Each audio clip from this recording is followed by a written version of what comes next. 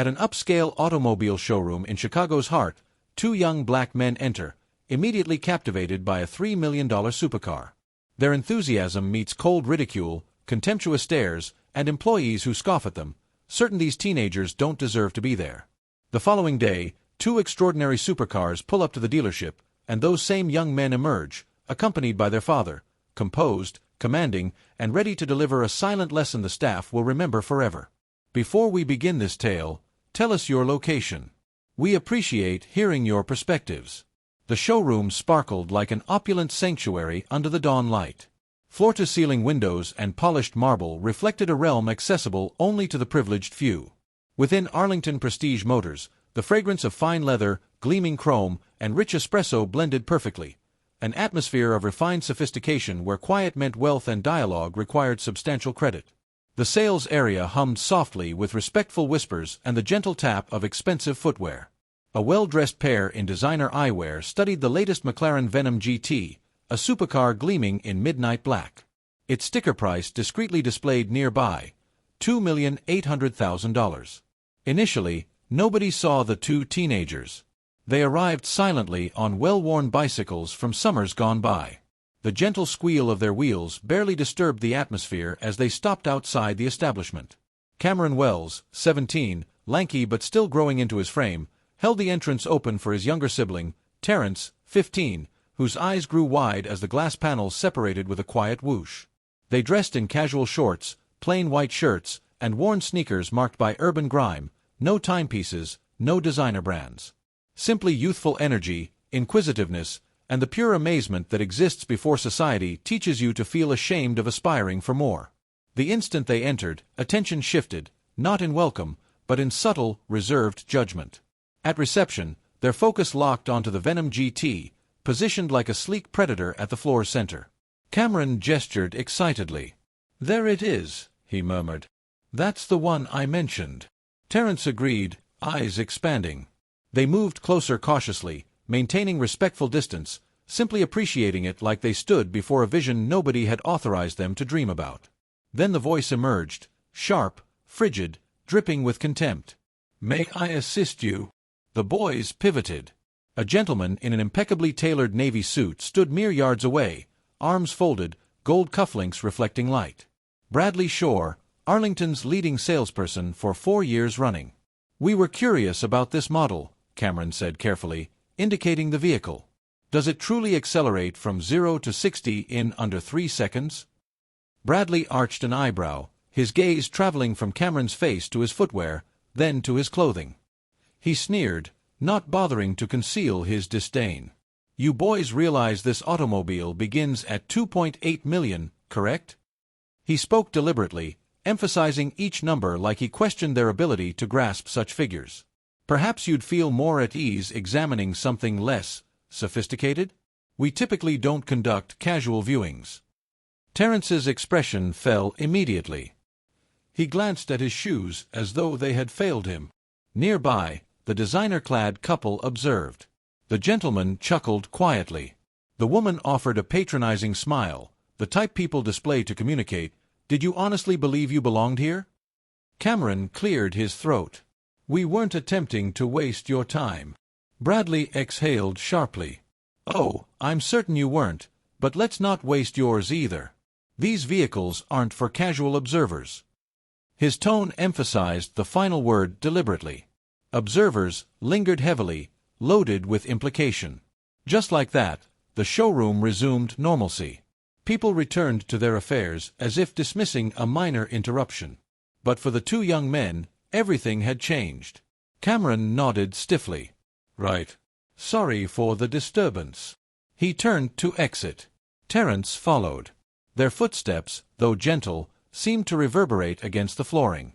The glass doors opened with the same soft hiss, but now it sounded more like rejection. They were halfway down the entrance when a voice called behind them. "Wait." They paused. A woman emerged from behind a nearby workstation.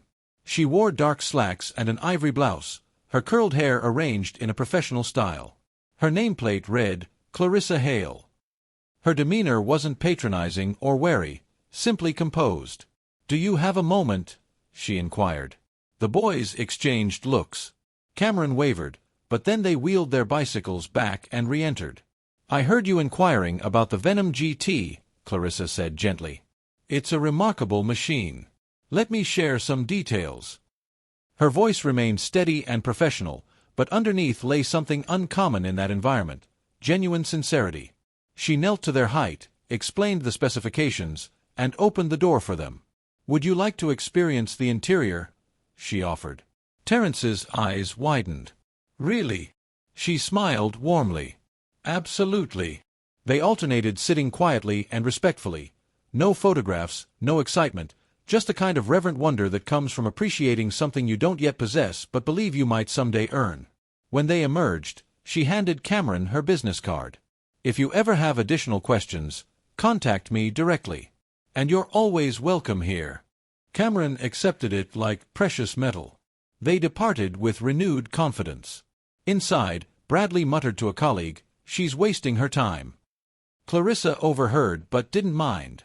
Something about those young men resonated with her, their thoughtful questions that most adults never asked, their composure when dismissed, how they reminded her of her former self.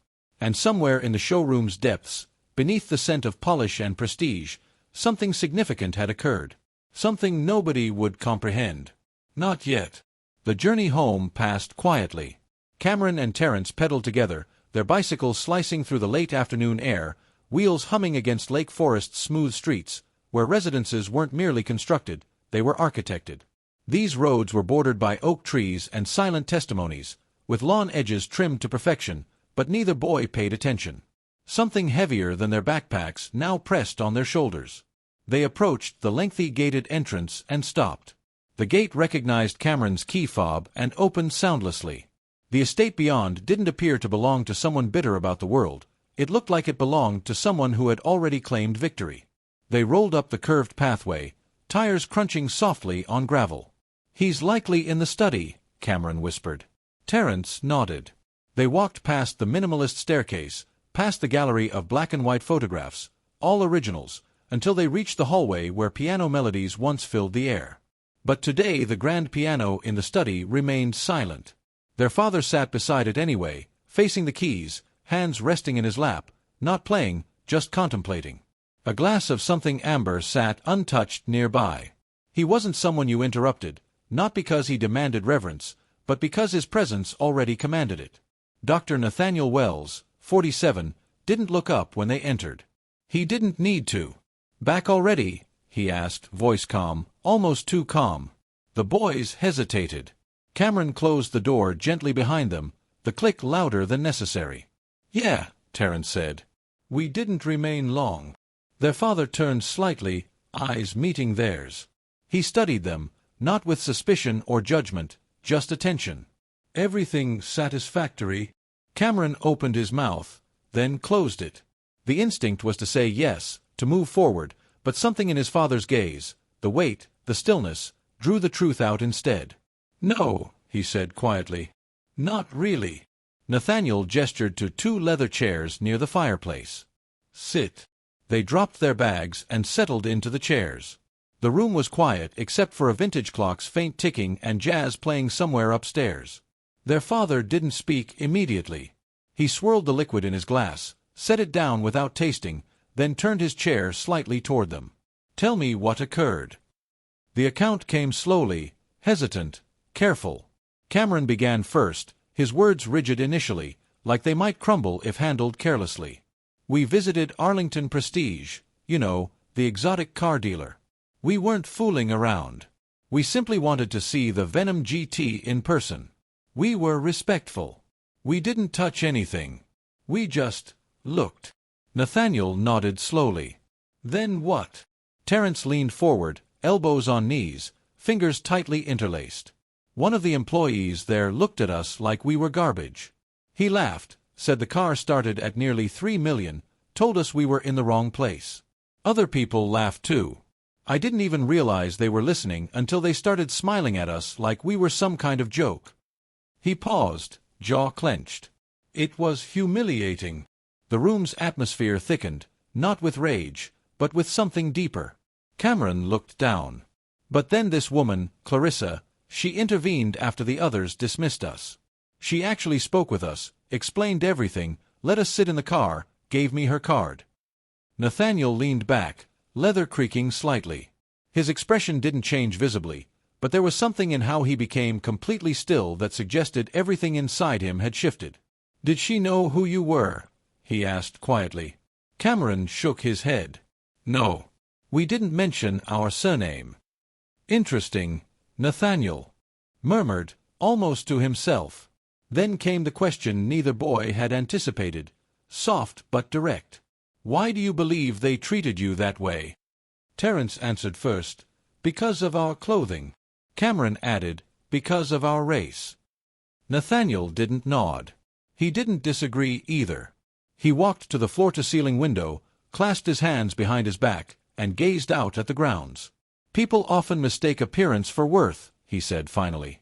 "And that reveals far more about them than it ever does about you." The boys remained silent. He turned back toward them. "You did nothing wrong. You didn't react poorly. You didn't shrink away. You told me the truth. That's all I require from you." That was it. No sermon, no outrage, just clarity. The sun had nearly vanished when they rose to leave the study. As they reached the door, Cameron hesitated. "You're not angry?" Nathaniel looked up from his glass. "At whom?" Cameron shrugged. "The salesman, the people who laughed." Nathaniel took a slow breath. "I don't waste energy being angry at people who show me who they are. I simply remember, and when the moment is right, I respond." He raised his glass, not to drink, but to signal the conversation's end. The boys departed silently. But as the door closed behind them, Terence looked at Cameron and asked, "Do you think he's going to do something?" Cameron smiled faintly. "Don't you know Dad by now?" The house had long since quieted. Upstairs, the boys were in their rooms, one sketching automobiles in a notebook, the other browsing engine specifications on a second-hand tablet. But downstairs, in the study illuminated only by a single-floor lamp's warm glow, Dr. Nathaniel Wells sat alone. His fingers steepled beneath his chin, motionless. The untouched glass from earlier still sat beside him, but his attention wasn't on it. His laptop screen glowed softly, casting subtle light across his face, revealing not anger but precision, purpose. He opened his private contacts and selected a name marked only with G, a direct line, no assistants, no intermediaries. The phone rang once, twice. "Garrison," the voice answered crisply. Nathaniel didn't waste time. "I need both units retrieved and delivered. The McLarens, serial 7 and 9, full specification, detailed tonight. Glass coating, no delays." There was a pause. "Tomorrow." "Tomorrow," Nathaniel said, his tone even but final. "I want them positioned in front of Arlington Prestige Motors by 8:45 a.m., not earlier, not later. Doors closed, engines silent. I'll arrive on foot." "Yes, sir." Drivers briefed. "I want them to remain with the vehicles until I exit. No movement until then. This isn't about the cars. It's about timing. Presence." Garrison hesitated. "Understood. You'd prefer the branding remain discreet." Nathaniel's lips twitched, just a trace of a smile. "We don't need logos to remind people who we are. Let the silence communicate." He ended the call. Outside the study window, the trees barely stirred, windless and still. The world was quiet, but something had shifted. The line had been drawn, not from spite or vengeance, but because his sons had been dismissed by a man who measured worth by fabric and footwear, and because someone else, someone who had no idea who they were, had chosen to see them as people, not assumptions. He stood, stretched once, then walked to a cabinet near the window. Inside was a narrow black case. From it, he withdrew a pen, heavy, matte silver, engraved with the initials NTW. It had been a gift from the first investor who ever believed in him, given the day he signed his initial seed funding contract. He hadn't used it in years. Until now. He opened a folder, glanced at the purchase order prepared on his desk, and with practiced ease signed his name. No anger, no drama, just movement with meaning. As he placed the pen back in its case, he paused, staring down at the paper for a long moment. It wasn't about proving anything. It never had been. It was about showing his son something more important. That silence doesn't mean weakness, that you don't have to raise your voice to make a room go quiet, that real power arrives when it's ready and leaves when it's done. And tomorrow morning, the world would learn that some names don't need to be spoken to be remembered. He turned off the lamp, and the room went still. The morning sun broke across Chicago's skyline like a curtain drawn back on a stage no one knew was set. Outside Arlington Prestige Motors, the street gleamed wet with early dew, quiet except for the occasional hum of passing traffic. But at exactly 8:45 a.m., something extraordinary arrived. Not with fanfare, but with precision. Two McLaren supercars, one obsidian black with carbon silver details, the other deep royal blue traced in gold, pulled up in perfect synchronization and came to a silent, coordinated stop before the showroom. They didn't roar, they didn't rev, they simply arrived. Their doors remained closed, engines cut, but the effect was immediate. Inside the dealership, conversations halted mid-sentence, staff froze, and a potential customer nearly dropped his espresso as he leaned toward the window. "That's not just a McLaren," someone whispered. "That's two of them, side by side." Phones emerged, cameras clicked, but no one moved closer. No one dared. Then one of the rear doors on the blue McLaren opened. Cameron Wells stepped out first, wearing the identical white t-shirt, casual shorts, and scuffed sneakers he had worn the previous day. Not a single item had changed. He didn't look around, didn't smirk, didn't posture. He simply stood with quiet composure that commanded attention without requesting it. Terence followed, same clothes, same shoes, but a gaze more certain, as if yesterday's weight had transformed into something steadier. The two boys walked around the front of the black McLaren, where the second rear door now opened slowly and smoothly. Their father emerged. Dr. Nathaniel Wells didn't wear a watch. He didn't need one. His tailored charcoal suit whispered wealth without shouting it. He adjusted his cuffs with the precision of someone who expected excellence in the smallest details. His face was unreadable, calm, controlled. When his polished shoes touched the pavement, the atmosphere shifted again, not because of who he was, but because of how he carried what he was. Inside, Bradley Shore was retelling yesterday's story to a junior associate, mimicking the boys' posture for cheap laughs when he saw them through the glass. The color drained from his face. His voice died in his throat, his posture stiffened. He watched the three figures walk calmly toward the showroom doors, and for the first time in his lengthy sales career, he felt like the glass between them wasn't protection, it was warning. The doors parted with a soft hush, the same sound that had dismissed Cameron and Terence the day before, but this time the silence that followed wasn't awkward. It was reverent. As they entered, customers stepped aside, employees stopped typing, and a manager's head appeared over his glass office wall. The room stilled like the moment before a storm breaks. Nathaniel walked to the reception desk, his sons flanking him. He didn't raise his voice. He didn't display credentials. "I'd like to speak with the staff member who assisted my sons yesterday," he said, every syllable clear and deliberate. The receptionist blinked twice, startled, then nodded. "Yes, of course. One moment." Before she could move, Bradley stepped forward too quickly, voice rising with desperate cheer. "Sir, that was actually me. We spoke yesterday. I helped your sons." Nathaniel turned his head just slightly and fixed Bradley with a gaze that ended the sentence before it was completed. "No," he said, voice sharp as a blade. "You weren't the one who helped them." Bradley opened his mouth again, but nothing emerged. The room watched. Nathaniel turned his gaze toward the man behind the glass wall. "You're the floor manager?" "Yes, sir," the man replied, stepping forward cautiously. "I assume your security cameras are functional," Nathaniel said. The manager nodded. "Yes, we archive everything." "Then I suggest you review the footage before we continue this conversation." The manager didn't argue. He simply vanished back into his office. The seconds that passed next felt heavier than minutes. Employees whispered, a few customers shifted, unsure whether to leave or stay. Most stayed. They sensed something happening, something that would outlive this morning. Bradley stood there, pale, jaw tight. Terence looked at him once, then looked away. Cameron didn't look at him at all. They weren't here to gloat. They were here to be seen. 10 minutes later, the manager returned. His face was no longer neutral, it was pale. his voice steady but low. "We reviewed the footage. The staff member who assisted your sons was Miss Clarissa Hale." Nathaniel nodded once. "And this man?" he asked, gesturing toward Bradley, though never bothering to use his name. The manager swallowed. He misrepresented the interaction.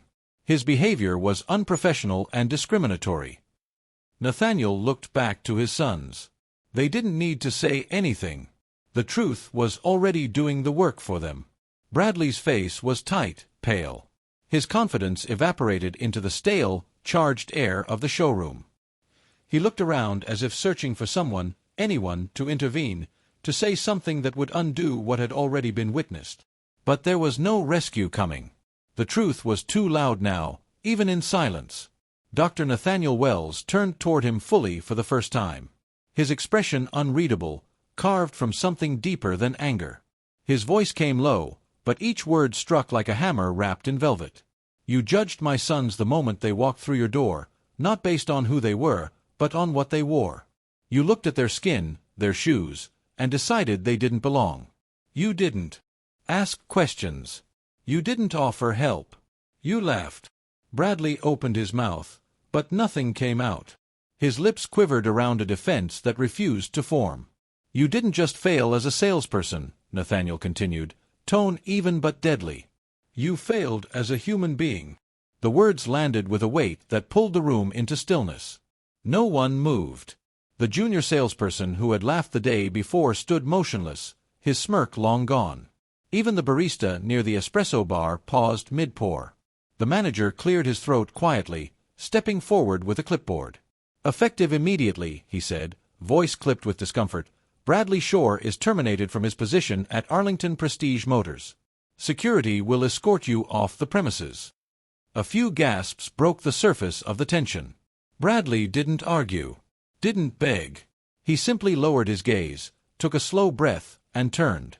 The walk to the exit was silent but heavier than steel. As he passed Cameron and Terence, he didn't dare meet their eyes.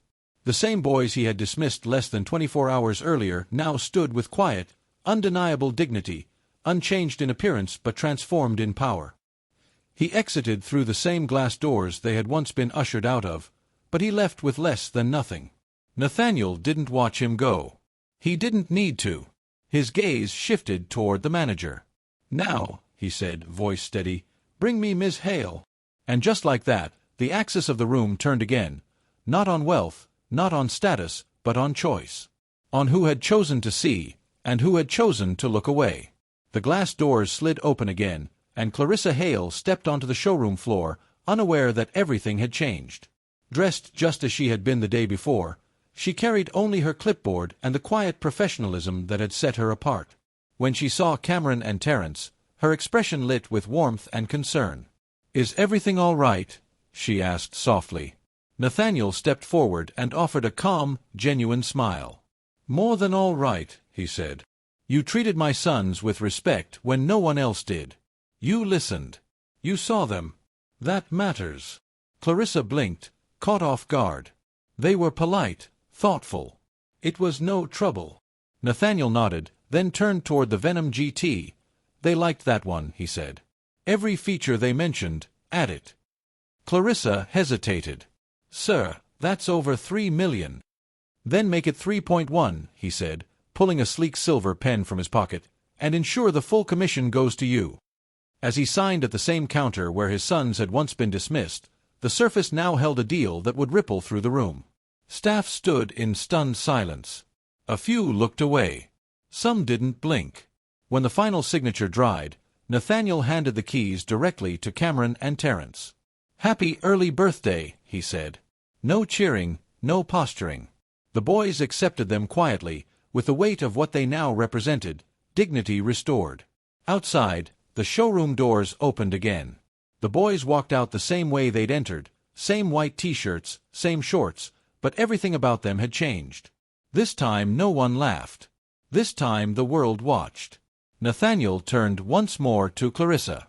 "Keep doing what you did," he said. "Kindness doesn't go unnoticed. Not forever."